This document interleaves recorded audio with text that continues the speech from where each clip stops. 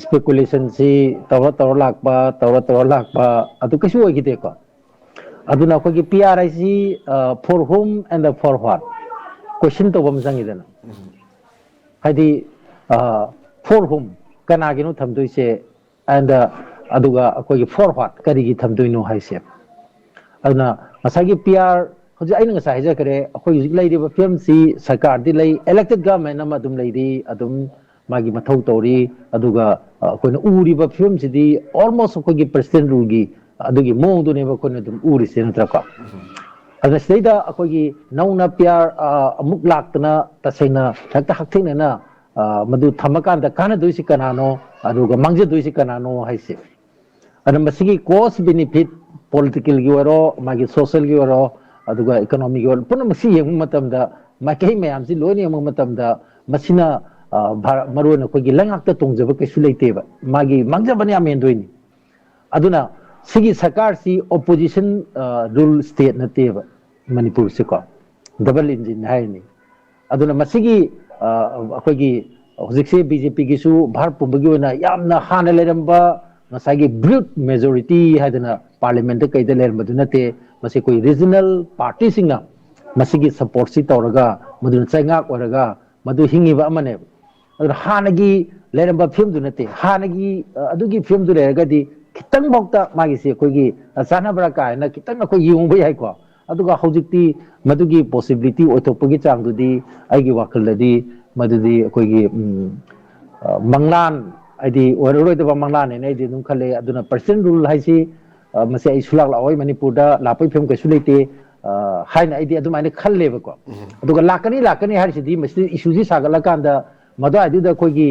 adum miyam ji koi gi issue moina sum nei nan ba matam mangna na bani na aidi lawe ba ko lakpa natraga laktaba adom da yamna khajami muta policy matter da aduga ladiba film seida mada adi da koi nei na tana kamai to tana koi gi warusin ma lakadagi haiba dom dai changhen men chumen khale aduga ani subda ina mat panjani mana lakke na khala magadi percent rule ji yam ngalingai da mamangi mi gi thodok si thokko matam ada ju da lakpam thoe ba haidi me tha maktu da lakpam thoe percent rule lakpa taraba mi tha du da khwadigi koi gi matam haitare ko chanaba matam miyam na su madu chumba male ne kaina khanga do matam si mi tha du ne ba ana hojikti masidi koi gi magi chumba malaga su madu aranba matam wrong time da tare ko haidi magi tu da koi gi madu koi gi right issue ne na kalam bayai adubu madu koi wrong time da oi bani na madu koi gi miyam da mada da koi ne na ga dong ma de matam mangna bani khale adugi sarukta hojik lai riba koi gi miyam gi mandate koi pi na khali ba elected government amadi state gi leijari da ko madugi apam pam da phongdok na ba maduna koi amani na lai riba si masida masina koi gi center ga khusam na raga natraga center madu prom to ko mateng ji pinara kanda koi gi mada da koi gi warois na ma lusalak pa yana na bagi mada da koi gi nei na ba suggestion pi ba madu da for against madu da tawba sinai di yam ne hen effective oinin khale aduga sugumba koi gi hanjan nei ne da sula ba adum speculate tawra lakki ba adu oidi da ba adu film se ko yam thengna gre ba aduga ama ningjang janing ba amasu koi gi me tha ki sigi matam seida magi mi mamangi sahigi mi gi aroiba last week of me maduda theng abasu theng na haitare theng diam theng abani matam duda bharat ki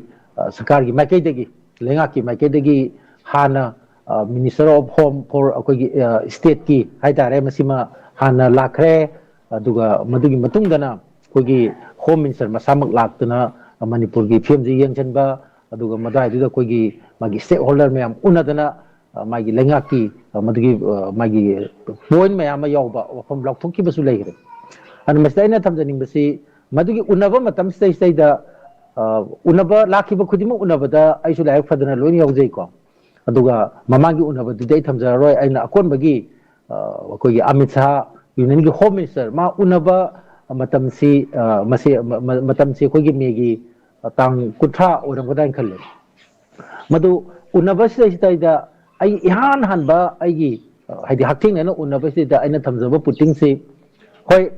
miyam puna mana ko gi percent rule gi wafam simadi loina hainare hainari masi lakani haina khanba mi masina yam hele matam seida adu sarkar lengak mukta dasu masigi thajabasi yam wangna dum leigiba ma leba matam sida aduna aina thamjabasi koigi president hoji maki ona koigi president rule lakpasa masi yamna koigi hoi mayamda nainaragasu masi yamna counter productive oiba yamna ka hena madugi mangjabana yam sathini hengani madugi mangjabado madu koigi madu thengara bonabda yamna awaba mok oigeni haibasi admain thamni aduna miyamgi elected government di miyamna koigi mikhal tawduna khalakpa adugumba miyamgi nutsinga lengak paisi masidi yam tangba pot amane hekta ya ponte natra ko aduna masigi elected government ama masi lairisi phajana koigi masi matau haptana thabak tawhanbiba aduga masi yamna ka hena khut thingjalaga center na khut thingjalaga just like president rule dona khut thingjalaga tawbadu nataba yamna proactive role ama magi proactive intervention ama maduma tawbadu di khoi pami haibasi ai sigi wahi sima ai sineba proactive magi kan mating se proactive intervention se masima tawbiu ado proactive intervention not in the form of president rule or suspended animation haibasi ai adum thameba ko aduna madai duda thamjabaga loina aina hagi basi miyamna koigi confidence peace for ke hai tarbodi shanti por ke na kone shanti magi normal sida peace halala ke hai tarbodi khwadi maroiba prerequisite khwai maroiba sa masi karino haibada koigi trust thajabasi khwai maroi aduna magi trust ki deficit achoba ma miyamna koigi lengak si thajadaba lengana lokthorokpa adagi torokpa thabak ade haiba wa miyamna thajadaba loinana lengaki maikaidagi miyamgi lanthum punsi adagi manipur kanina thajalaiba mapangi sipai adagi mapangi koigi security forces paramilitary forces particularly asam matamdi asam rifles yamna hena maruibanina asam rifles home ministry makada leiba masida miyamna laiktiba thajabasa masi amuktang akogi thajaba du hana lainana hona biu thajaba laitragadi peace saibadudi inakta kaidamada naksal oi haina ai adumain thamjeiba aduna aina maruina koi punamangna kogi president rule haibasi summa kogi yamna laiba kogi magi asapo tawna ngasai madai du kogi khanba yaba nainaba yaba issue ma oideba aduna ngasai governor amalaki amatki adagi chief secretary ju hoi ma bini joshi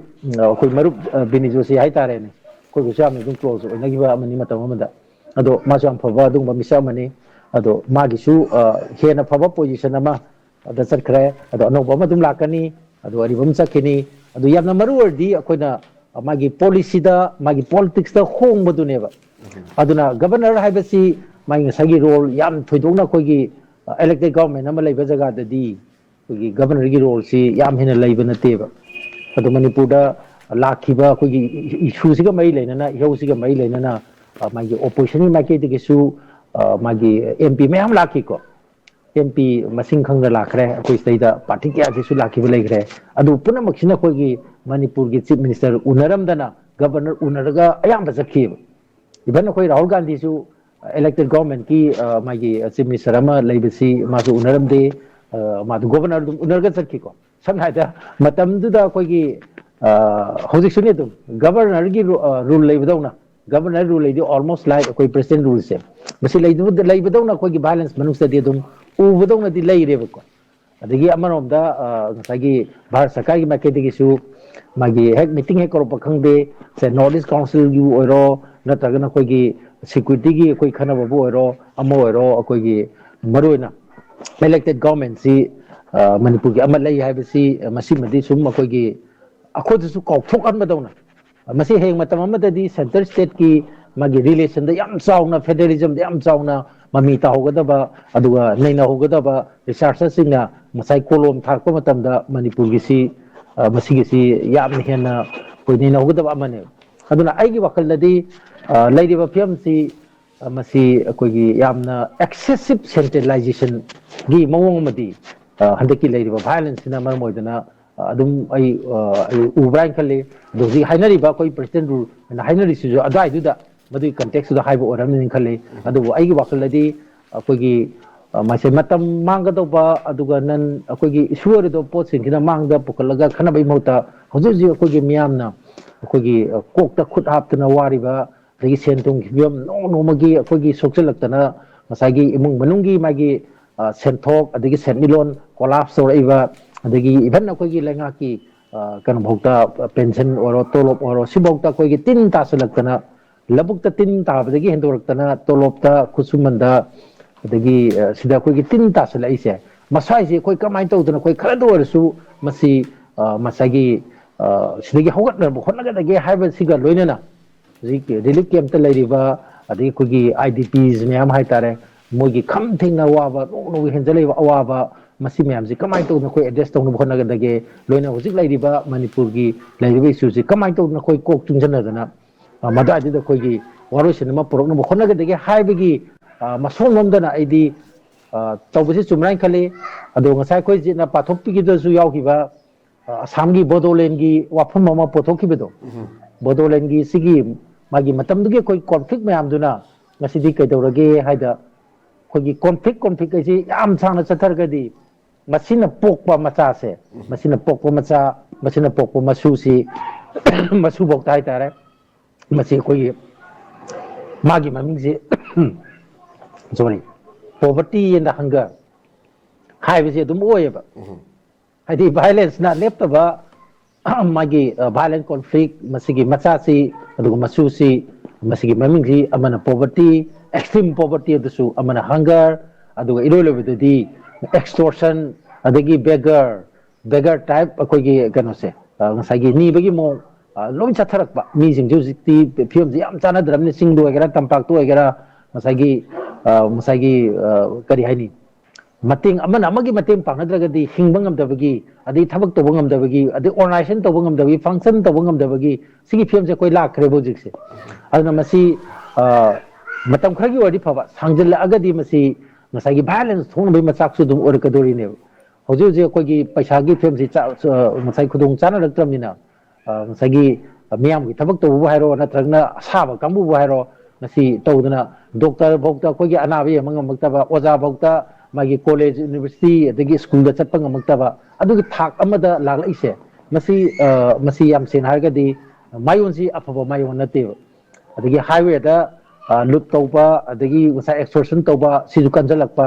ꯑꯗꯒꯤ ꯂꯝꯕꯤ ꯁꯣꯔꯣꯛꯇ ꯀꯔꯤꯗ ꯍꯧꯖꯤꯛꯁꯨ ꯌꯥꯝ ꯇꯧꯅꯔꯤꯀꯣ ꯑꯗꯨꯅ ꯏꯃꯨꯡ ꯃꯅꯨꯡ ꯑꯗꯒꯤ ꯑꯣꯐꯤꯁ ꯄꯨꯝꯅꯃꯛꯁꯤꯗꯩꯗ ꯉꯁꯥꯏꯒꯤ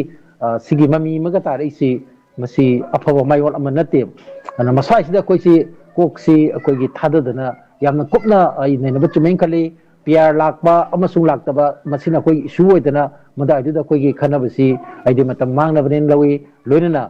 ꯂꯥꯛꯑꯦ ꯑꯗꯨꯝ ꯃꯥꯟꯅꯔꯦ ꯂꯥꯛꯇ꯭ꯔꯦ ꯃꯥꯟꯅꯔꯦ ꯍꯥꯏꯗꯤ ꯃꯅꯤꯄꯨꯔꯗꯤ ꯑꯩꯈꯣꯏ ꯊꯣꯛꯄ ꯌꯥꯕ ꯊꯣꯛꯈ꯭ꯔꯦ ꯑꯗꯒꯤ ꯈꯝ ꯊꯦꯡꯅ ꯋꯥꯕ ꯌꯥꯕ ꯋꯥꯔꯦ ꯁꯤꯗ ꯑꯩꯈꯣꯏꯒꯤ ꯑꯅꯧꯕ ꯑꯋꯥꯕ ꯑꯃ ꯉꯁꯥꯏꯒꯤ ꯑꯩꯈꯣই ꯊꯦꯡꯅꯕꯗ ꯀꯩꯁꯨ ꯃꯗꯨꯗ ꯑꯩꯈꯣꯏꯒꯤ ꯉꯁꯥꯏꯒꯤ ꯃꯤꯌꯥꯝꯁꯤ ꯌꯥꯝ ꯍꯦꯟꯅ ꯋꯥꯈꯜꯍꯟꯅꯤ ꯍꯥꯏꯕ ꯑꯩ ꯊꯥꯖꯗꯦ ꯑꯗꯨ ꯏꯁꯩꯗꯁꯨ ꯑꯃ ꯂꯩꯗꯥꯏꯅꯦ ꯆꯤꯞ ꯃꯤꯅꯤꯁꯇꯔꯅꯒꯁꯨ ꯑꯩꯈꯣꯏꯒꯤ ꯀꯩꯅꯣꯗ ꯁꯛꯈꯤꯕ ꯃꯥꯜꯂꯦ ꯃꯁꯤ ꯑꯩꯈꯣꯏꯒꯤ ꯅꯣꯡꯃ ꯃꯩ ꯇꯤꯛꯄꯗ ꯃꯃꯥꯡꯒꯤ ꯀꯩꯅꯣꯗ ꯑꯩꯈꯣꯏ ꯚꯥꯏꯂꯦꯟꯁ ꯃꯅꯨꯡꯗ ꯑꯣꯏꯔꯝꯒꯅꯤ ꯑꯩꯈꯣꯏꯒꯤ ꯏꯟꯇꯔꯚꯤꯌꯨ ꯄꯤꯕꯗ ꯃꯗꯨ ꯃꯥꯉꯣꯟꯗꯁꯨ ꯑꯗꯨ ꯊꯣꯛꯄ ꯌꯥꯏ ꯑꯗꯣ ꯑꯩꯈꯣꯏꯗꯁꯨ ꯃꯤꯌꯥꯝꯗꯁꯨ ꯑꯗꯨꯝ ꯊꯣꯛꯑꯦ ꯑꯩꯈꯣꯏꯒꯤ ꯋꯥꯗꯨꯅꯇ ꯂꯥꯛꯂꯕ ꯑꯩ ꯆꯤꯡꯅꯗꯦ ꯑꯅꯧꯕ ꯆꯩꯅꯥ ꯍꯥꯏꯗꯣ ꯍꯥꯏꯗꯤ ꯋꯥꯕ ꯌꯥꯕ ꯋꯥꯔꯕꯅꯤꯅ PR ꯂꯥꯛꯄ ꯅꯠꯇ꯭ꯔꯒ ꯂꯥꯛꯇꯕꯅ ꯀꯔꯤꯁꯨ ꯑꯩꯈꯣꯏꯒꯤ ꯑꯍꯣꯡꯕ ꯑꯩ ꯂꯥꯛꯀꯅꯤꯅ ꯂꯧꯗꯦ ꯑꯗꯨꯒ ꯂꯣꯏꯅꯅ ꯀꯔꯤꯒꯨꯝꯕ ꯑꯩꯈꯣꯏꯒꯤ PR ꯂꯥꯛꯄꯒꯤ ꯋꯥꯔꯦꯞꯁꯦ ꯃꯁꯤ ꯂꯥꯛꯑꯦꯅ ꯈꯜꯂꯒꯗꯤ ꯃꯗꯨꯗ ꯃꯥꯡꯖꯗꯣꯏꯗꯣ ꯃꯗꯨꯒꯤ ꯁꯔꯀꯥꯔ ꯄꯥꯏꯔꯤꯕ ꯑꯩꯈꯣꯏ ꯂꯩꯉꯥꯛꯇꯣ ꯃꯗꯨꯗ ꯃꯥꯡꯖꯒꯗꯕꯅꯤꯅ ꯃꯈꯣꯏ ꯃꯥꯡꯒꯗꯕ ꯑꯗꯨꯒꯨꯝꯕ ꯁ꯭ꯇꯦꯟ ꯑꯃꯠꯇ ꯑꯗꯨꯒ ꯃꯥꯒꯤ ꯊꯕꯛ ꯑꯃꯠꯇ ꯑꯩ ꯇꯧꯔꯛꯀꯅꯤꯅ ꯑꯩ ꯊꯥꯖꯗꯦ ꯑꯗꯨꯅ ꯃꯁꯤꯗꯤ ꯑꯩꯈꯣꯏꯒꯤ ꯅꯟ ꯏꯁꯨꯅꯦꯅ ꯊꯝꯖꯒꯦ ꯉꯁꯥꯏꯒꯤ ꯃꯌꯥꯝꯁꯤ ꯃꯇꯝ ꯌꯥꯝ ꯁꯥꯡꯕ ꯅꯠꯇꯕꯅꯤꯅ ꯑꯩꯅ ꯌꯥꯝꯈ꯭ꯔꯕ ꯃꯌꯥꯝꯁꯤꯒꯤ ꯃꯅꯨꯡꯗ ꯑꯩꯅ ꯈꯟꯒꯠꯆꯕ ꯍꯥꯏꯇꯥꯔꯦ ꯈꯟꯒꯠꯆꯅꯤꯡꯕ ꯁꯤꯒꯤ ꯑꯩꯈꯣꯏꯒꯤ ꯁꯤꯀ꯭ꯌꯨꯔꯤꯇꯤ ꯑꯩꯈꯣꯏꯒꯤ ꯃꯅꯤꯄꯨꯔꯒꯤ ꯁꯤꯀ꯭ꯌꯨꯔꯤꯇꯤꯒꯤ ꯃꯔꯨꯑꯣꯏꯕ ꯊꯕꯛꯁꯤꯗꯤ ꯃꯥꯅ IRB ꯒꯨꯝꯕꯒꯤ ꯇ꯭ꯔꯦꯅꯤꯡ ꯄꯤꯗꯅ ꯉꯁꯥꯏꯒꯤ ꯃꯗꯨꯒꯤ ꯇ꯭ꯔꯦꯅꯤꯡ ꯂꯣꯏꯗꯅ ꯃꯗꯨꯒꯤ ꯋꯥꯁꯛ ꯂꯧꯗꯅ ꯋꯥꯁꯛꯁꯤ ꯏꯆꯝ ꯆꯝꯕ ꯋꯥꯁꯛ ꯅꯠꯇꯦ ꯃꯣꯏꯅ ꯑꯩꯈꯣꯏꯒꯤ ꯇ꯭ꯔꯦꯅꯤꯡ ꯇꯧꯕꯗ ꯍꯦꯛ ꯂꯣꯏꯔꯛꯄꯒ ꯂꯧꯔꯤꯕ ꯋꯥꯁꯛꯁꯤꯗ ꯍꯥꯏꯔꯤꯁꯤ ꯉꯁꯥꯏꯒꯤ ꯏꯍꯥꯟ ꯍꯥꯟꯕꯗ ꯀꯣꯟꯁꯇꯤꯇ꯭ꯌꯨꯁꯟꯁꯤꯅꯦꯕ ꯀꯣꯟꯁꯇꯤꯇ꯭ꯌꯨꯁꯟꯁꯤ ꯏꯟꯗꯤꯌꯥꯒꯤ ꯀꯣꯟꯁꯇꯤꯇ꯭ꯌꯨꯁꯟ ꯍꯥꯏꯇꯥꯔꯦ ꯃꯁꯤ ꯗꯤꯐꯦꯟ ꯇꯧꯕ ꯄ꯭ꯔꯣꯇꯦꯛ ꯇꯧꯕ haisi khwai maroi ba sina hanboi du miyam gi lan thum punsi amasung lebak si kanba si loi yauri bani madugi chap chaba madugi sanvidhana piba madugi chap chaba duty do madu akoi chap chana koi ngakani haidna koi madu ai duda wasak si lawra kanda masi training se loisaline aduna sidadi akoi gi magi kanglu kyo ne lobanti akoi gi ngasi yam laibak thiri si kaino da amukta taram da ba akoi gi security merta police merta su kuki gi police dagi maitai gi police naga gi police adagi army da su thoba doctor da su aduma ne ethnic line da madu khaidok naraba aduga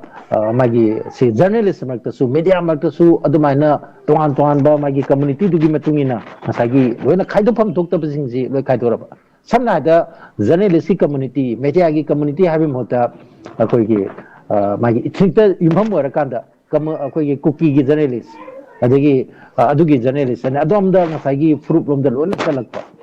aduna ngasagi proof da loi chalakpa si even Christmas da idin yang pobo mulai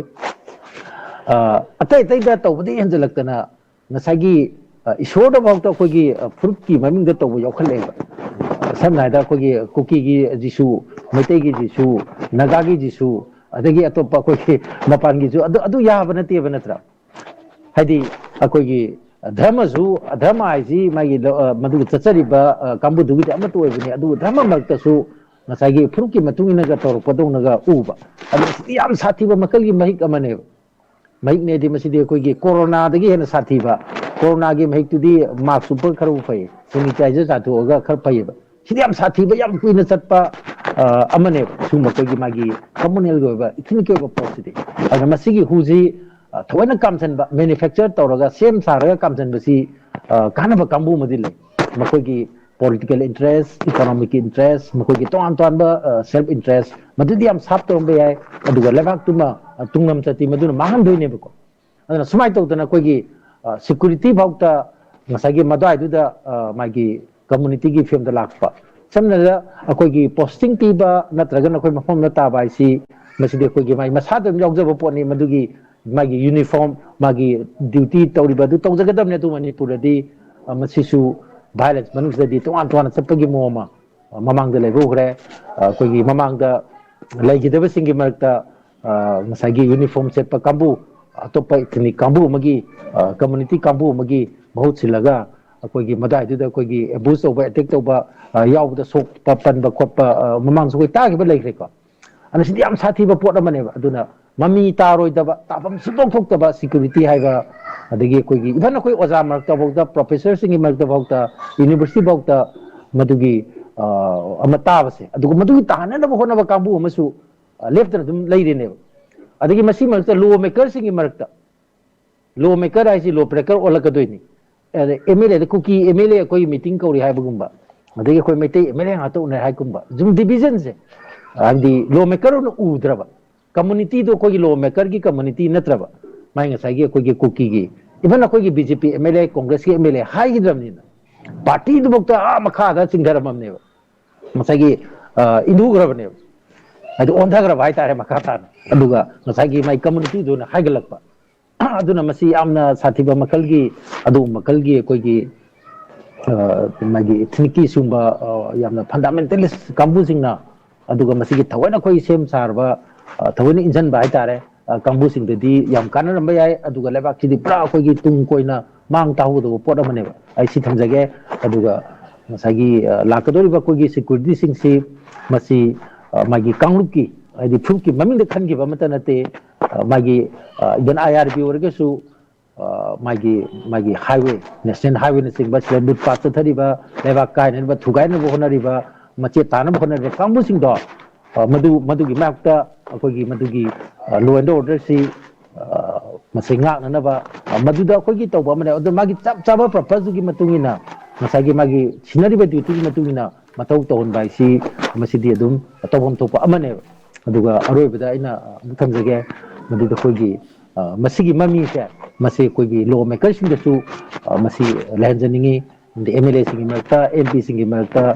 magi ain siami ba kambu sing sina ngasagi ain tu aidana lebak tu aidana hona ba adigi ngasagi ꯉꯁꯥꯏꯒꯤ ꯃꯤꯌꯥꯝꯒꯤ ꯂꯟ ꯊꯨꯝ ꯁꯝꯄꯇꯤ ꯑꯗꯨꯒ ꯄꯨꯟꯁꯤ ꯁꯤꯡꯅꯔꯛꯄ ꯃꯇꯝ ꯑꯩꯈꯣꯏꯒꯤ ꯃꯗꯨꯗ ꯑꯩꯈꯣꯏꯒꯤ ꯅꯥꯀꯣꯟꯅꯅ ꯑꯃꯗꯤ ꯍꯛꯊꯦꯡꯅꯅ ꯁꯧꯒꯠꯄꯒꯤ ꯋꯥꯒ ꯉꯥꯡꯕ ꯁꯨꯝꯕꯁꯦ ꯑꯩꯈꯣꯏ ꯌꯥꯝ ꯇꯥꯈ꯭ꯔꯦ ꯃꯃꯥꯡꯗꯁꯨ ꯏꯚꯟ ꯑꯩꯈꯣꯏ ꯖꯤꯔꯤꯒꯤ ꯃꯇꯥꯡꯗ MLA ꯑꯃꯅ ꯂꯣ ꯃꯦꯀꯔ ꯑꯃꯅ ꯃꯗꯨ ꯑꯩꯈꯣꯏꯒꯤ ꯂꯃꯟ ꯈꯨꯝꯕꯒꯤ ꯃꯑꯣꯡꯗ ꯆꯠꯊꯕꯒꯤ ꯋꯥꯐꯝꯒ ꯊꯝꯈꯤꯕꯁꯤꯗꯤ ꯁꯨ ꯃꯇꯣ ꯄꯥꯜꯂꯒ ꯍꯦꯛꯇ ꯈꯨꯗꯛꯇ ꯃꯁꯤ ꯑꯥꯏꯟꯒꯤ ꯃꯇꯨꯡ ꯏꯟꯅ ꯇꯧꯐꯝ ꯊꯣꯛꯄꯒꯁꯤ ꯇꯧꯒꯗꯕꯅꯦꯕꯀꯣ ꯑꯗꯨꯅ ꯑꯩꯅ ꯊꯝꯖꯅꯤꯡꯉꯤꯁꯤ ꯂꯩꯕꯥꯛꯁꯤ ꯃꯥꯒꯤ ꯒꯅꯇꯟꯇ꯭ꯔ ꯆꯠꯄ ꯑꯩꯈꯣꯏꯒꯤ ꯃꯤꯌꯥꯝꯒꯤ ꯂꯩꯉꯥꯛ ꯂꯩꯕ ꯑꯗꯨꯒꯨꯝꯕ ꯂꯩꯕꯥꯛ ꯑꯃꯅꯤ ꯑꯗꯨꯅ ꯑꯩꯈꯣꯏꯒꯤ ꯑꯥꯏꯟ ꯂꯩ ꯍꯥꯏꯕꯁꯦ ꯁꯔꯀꯥꯔ ꯑꯃ ꯂꯩ ꯑꯥꯏꯟ ꯑꯃ ꯂꯩ ꯍꯥꯏꯕꯁꯦ ꯃꯁꯤ ꯈꯪꯍꯟꯕ ꯍꯥꯏꯁꯦ ꯃꯁꯤ ꯃꯔꯨꯑꯣꯏꯅ ꯑꯩꯈꯣꯏꯒꯤ ꯂꯩꯉꯥꯛꯀꯤ ꯃꯊꯧꯅꯤ ꯑꯗꯨꯅ ꯃꯗꯨꯋꯥꯏꯗꯨꯗ ꯑꯍꯣꯕ ꯂꯥꯛꯄꯗꯒꯤ ꯃꯁꯤ ꯑꯩꯈꯣꯏꯒꯤ ꯊꯣꯛꯐꯝ ꯊꯣꯛꯇꯕ ꯃꯌꯥꯝ ꯊꯣꯛꯇꯅ ꯈꯟꯅꯐꯝ ꯊꯣꯛꯇꯕ ꯃꯌꯥꯝ ꯈꯟꯅꯗꯅ ꯇꯧꯔꯤꯁꯤꯅꯦꯕ ꯑꯗꯨꯒ ꯈꯤꯇꯪ ꯄꯟꯖꯍꯧꯅꯤꯡꯕ ꯑꯃꯅ ꯑꯩꯈꯣꯏꯒꯤ ꯃꯣb ꯀꯟꯇ꯭ꯔꯣꯜ ꯇꯧꯅꯅꯕ ꯁ꯭ꯄꯦꯁꯦꯜ ꯑꯣꯏꯕ ꯑꯩꯈꯣꯏꯒꯤ ꯃꯥꯒꯤ ꯇ꯭ꯔꯦꯅꯤꯡ ꯍꯥꯏꯒꯗ꯭ꯔꯥ ꯃꯗꯨꯃ ꯇꯧꯅꯤ ꯍꯥꯏꯕꯁꯤ ꯑꯩ ꯌꯥꯝ ꯇꯧꯍꯟꯅꯤꯡꯉꯤ ꯑꯩꯈꯣꯏꯒꯤ ꯃꯣꯞꯁꯤ ꯌꯥꯝ ꯇꯣꯏꯅ ꯊꯣꯛꯄ ꯑꯃꯅꯤ ꯃꯅꯤꯄꯨꯔꯗ ꯍꯥꯏꯗꯤ ꯏꯁꯨ ꯌꯥꯝꯕꯅꯤꯅ ꯃꯣꯞꯀꯤ ꯃꯑꯣꯡꯗ ꯇꯧꯕꯁꯤ ꯌꯥꯝ ꯇꯧꯋꯦꯕ ꯑꯗꯣ ꯃꯣꯞ ꯀꯟꯇ꯭ꯔꯣꯜ ꯇꯧꯕ ꯍꯥꯏꯁꯤ ꯉꯁꯥꯏꯒꯤ ꯀꯔꯤꯅ ꯇꯧꯒꯗꯒꯦ ꯍꯥꯏꯕꯁꯤꯁꯨ ꯌꯥꯝꯅ ꯑꯈꯟꯅꯅ ꯇ꯭ꯔꯦꯅꯤꯡ ꯄꯤꯕ ꯑꯃ ꯆꯪꯉꯦ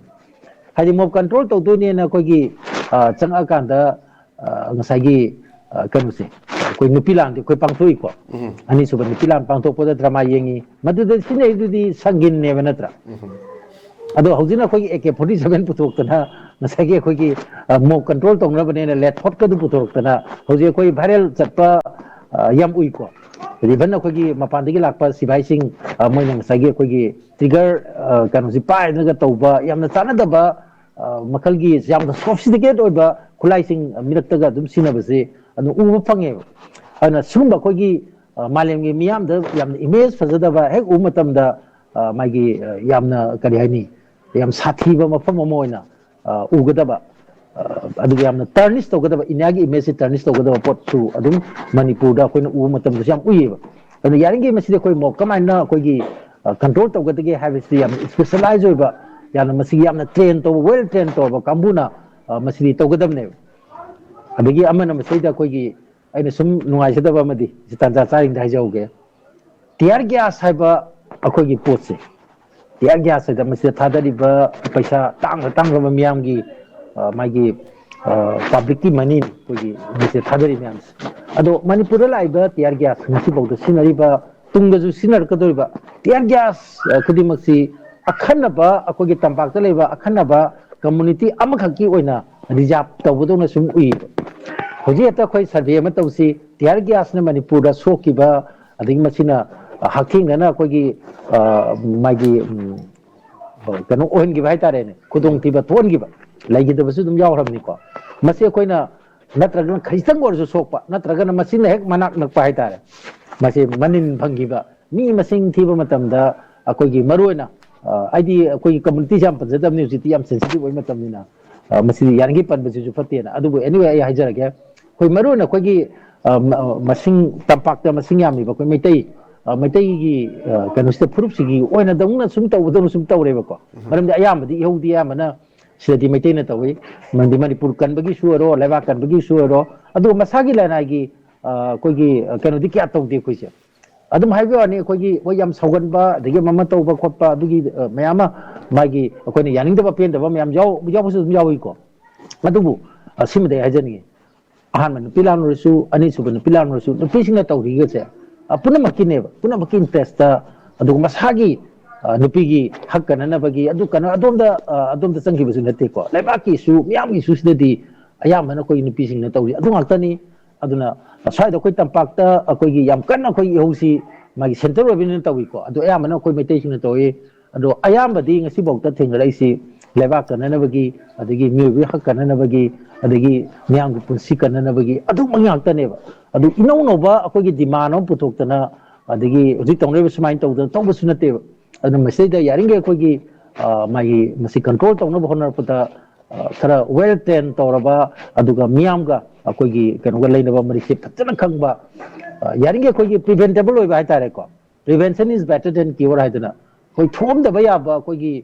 ꯀꯩꯅꯣ ꯃꯌꯥꯝ ꯑꯃ ꯐꯖꯅ ꯋꯦꯜ ꯇ꯭ꯔꯦꯟ ꯇꯧꯔꯒꯗꯤ ꯃꯗꯥꯏꯗꯨꯗ ꯑꯩꯈꯣꯏ ꯋꯥꯔꯤ ꯁꯥꯟꯅꯗꯅ ꯏꯚꯟ ꯑꯩꯈꯣꯏꯒꯤ ꯂꯝꯕꯤꯗ ꯋꯥꯔꯤ ꯁꯥꯕ ꯑꯗꯒꯤ ꯇꯣꯉꯥꯟꯅ ꯑꯩꯈꯣꯏ ꯋꯥꯔꯤ ꯁꯥꯟꯅꯗꯅ ꯃꯗꯨꯒꯤ ꯚꯥꯏꯂꯦꯟꯁ ꯊꯣꯛꯍꯟꯗꯕ ꯌꯥꯕ ꯃꯌꯥꯝ ꯑꯃ ꯑꯩꯈꯣꯏ ꯊꯣꯛꯄ ꯌꯥꯝ ꯌꯥꯎꯋꯦꯕ ꯑꯗꯨꯅ ꯌꯥꯔꯤꯈꯩ ꯑꯩꯈꯣꯏꯒꯤ ꯄꯨꯂꯤꯁꯁꯤꯡꯗꯁꯨ ꯑꯗꯨꯒ ꯃꯥꯒꯤ ꯗꯤꯁꯇ꯭ꯔꯤꯛ ꯑꯦꯗꯃꯤꯅꯤꯁꯇ꯭ꯔꯦꯁꯟ ꯃꯔꯨꯑꯣꯏꯅ ꯁꯤ ꯄꯥꯏꯕꯤꯔꯤꯕꯁꯤꯡꯗꯁꯨ ꯃꯗꯨꯗꯁꯨ ꯑꯩꯈꯣꯏꯒꯤ ꯐꯖꯅ ꯑꯩꯈꯣꯏꯒꯤ